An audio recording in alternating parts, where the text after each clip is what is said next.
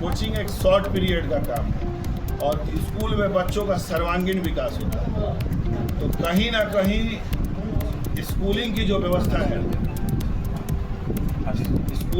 व्यवस्था है उसको सुदृढ़ करने के लिए मेरा पहला प्रयास होगा, क्योंकि मैं इसी क्षेत्र में एक्सपर्ट हूँ। आप ब्यूटी पार्लर में जाइएगा तो वहाँ सैलून वाले चेहरे पे स्नो पाउडर लगा के हमको स्मार्ट बनाते हैं और हम लोग स्याही लगा के बच्चों के जीवन को खूबसूरत बनाते हैं। तो ये मेरी पहली प्राथमिकता होगी कि बुनियादी शिक्षा मजबूत हो, ताकि गांव से शहर की ओर जो पलायन हो रहा है, मर्द गांव में खेती कर रहा है और औरत बच्चों को पाल रही है, इस समस्या का निदान। एक छोटा सा सवाल, अभी तक जिसने भी जो सवाल किया उसमें एक ही चीज़ है कि किस पार्टी ने क्या किया और किस पार्टी ने क्या किया।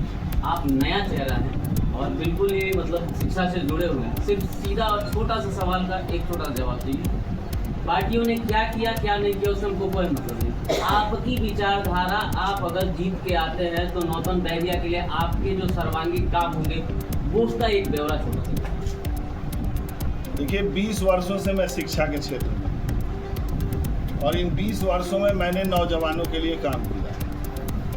गांधी ने भारत के लिए काम किया तो वो भारत के नेता थे। लालू जी ने बिहार के लिए काम किया तो वो बिहार के नेता थे। मैंने नौजवानों के लिए काम किया है तो निश्चित मैं नौजवानों का नेता अपने को मानता हूं। अगर मुझे अवसर मिलता है तो मेरा सबसे पहला काम होगा कि क्षेत्र की बुनियादी व्यवस्थाओं को, जैसे सड़क, पुल, तटबंध, सिंचाई, इसके लिए मैं अपनी जनता का आवाज़ जो है सदन में उठाऊं और बहुत मजबूत तरीके से उठाऊं।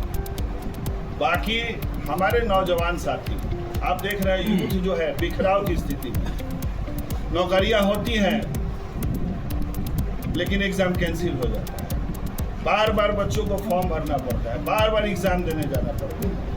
तो मिसाइल नीति नहीं लागू होने के चलते जो अभी टीचर की बहाली बीपीएससी से हुई है उसमें आधे यूपी के लोग और दूसरे प्रदेशों से लोग आके यहाँ जमे बैठे हैं और हमारे बच्चे सड़क पे घूम रहे हैं। तो हमारी पहली पहल होगी कि कैसे हमारा युवा मजबूत हो।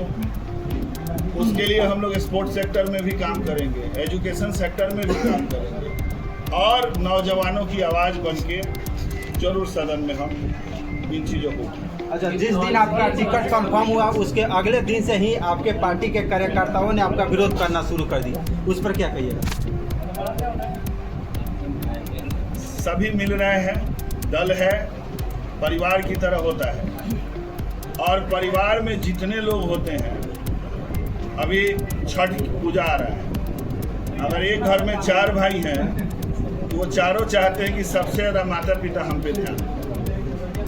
तो सबको उत्साह होता है कि हमें अवसर मिलना चाहिए और पार्टी की एक बहुत समृद्ध कमेटी होती है जिसमें बहुत योग्य और बहुत दूरदर्शी लोग ये निर्धारित करते हैं कि प्रत्याशी किनको बनाए कि सीट निकल के आए। ऐसे तो मेरे सब भाई योग्य हैं, मेरे सभी अभिभावक योग्य हैं, उसमें कोई कम योग्यता का नहीं है, लेकिन सौभाग्यवश मुझे ये अवसर मिला है और नाराज लोग सभी धीरे धीरे अब एक पैटर्न और एक ट्रैक पे हम लोग आ रहे हैं।